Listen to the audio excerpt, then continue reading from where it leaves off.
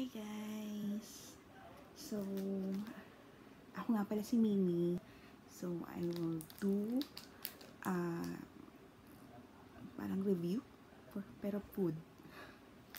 Hindi kasi ako sa food. Try. So, ito Korean noodles na parang pansit canton sa atin. Pero, syempre Korean. And then, spicy to. Pero matutuwa ka kasi hindi to sobrang anghang. Tolerable. Parang pansit canton lang natin na spicy. Pero gusto ko kasi yung noodles niya mas manipis. Tapos mas parang spaghetti. Pero pinalit na spaghetti. I-try niyo to. Masarap. So, disclaimer gusto ko lang kasing i-share yung ganitong spaghetti na Korean. Masarap kasi siya. So, sorry Nisipon ako. Kasi niluto ko nga itong Korean na ramen. Sa amoy pa lang, sinisipon na ako. Ang oil, no? Ang excited. Pero kasi sobrang hindi talaga ako sanay kumain na maanghang. Depende lang sa anghang. Yung kaya lang. Pero pag ikaw, katulad ko, tapos hindi ka mahilig sa maanghang, pero gusto mong matry yung parang gusto mong matry ng konting anghang, spiciness, na yung parang gusto mo lang itry para lang malaman mo hanggang saan yung kaya mo. Ito yun. So, nabili ko ito sa Korean store at ito sa Iloilo, somewhere sa bandang Haro, kasi nung nasa Manila ako, tinry ko siya. First try ko, sobrang na-impress ako kasi tolerable ko kasi yung spiciness niya. Kasabay ko rin binili ng time na yun, yung samyang, pero hindi ko nakayaan. So, inuna ko muna itong kainin bago yung samyang. Pero sobrang, eto, kaya ko pero yung samyang, parang mga mga expert na sa spiciness. Ito pang grade 1 joke. grade 1. Hindi, parang stage 1 ng spiciness niya. Basta hindi ko maintindihan yung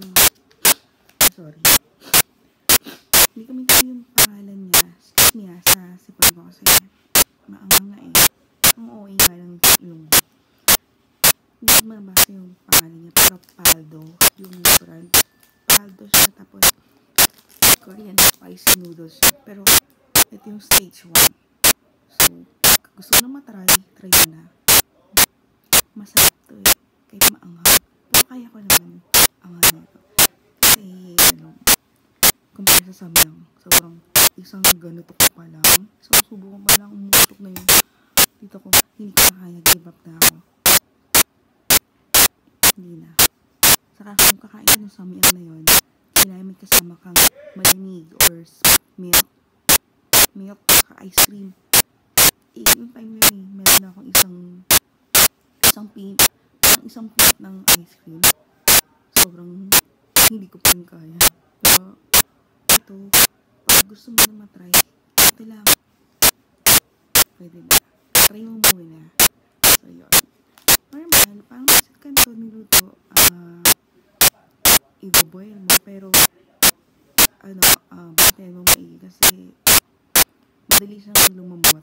So, dapat yung sakto lang, parang firm lang siya, hindi siya sobrang soggy, malata. And yung sa sauce naman, siya, parang nakapalang din siya din. Kasi yung style ko, nilalagyan ko ng konting tubig na pinaglagaan ng noodles para hindi siya masyadong concentrated sa sobrang ganun. Pero hindi sa akin maanghang na to, pero sa iba hindi pa, sisiw lang to. Pero ito kasi sobrang gusto ko siya, masarap siya yung samyang masarap din yun, kaya lang super anghang, pang higher level na yun. And then, bilib talaga ako, bawa talaga ako sa mga kumakain ng samyang na nakakayanan nila yung anghang. Sobrang anghang kaya, no? Pero ito, nabili sa Korean store, 55 pesos, isang peraso. And then, binilang ko din yung pinsan ko ng samyang kasi sobrang gusto niya matry yung samyang. So, siya yung maanghang, super maanghang. Pero kasi sa kanya, wala. Wala lang. Sa akin, ano, sobrang nakakaya. Pero, hindi ko matik yung samyang. Pero sobrang sarap din yun. So, eto. Kain na tayo. Tayo natin. Ito yan o. Yan. Kain tayo.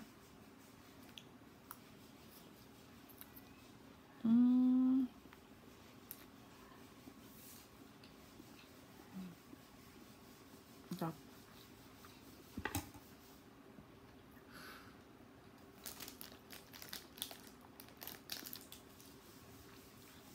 Aahang mo sa akin agad. Ba't pa pa kayo samyang, no? Huwag mo kumakain ng samyang. Tapos, akin, hindi ko kaya.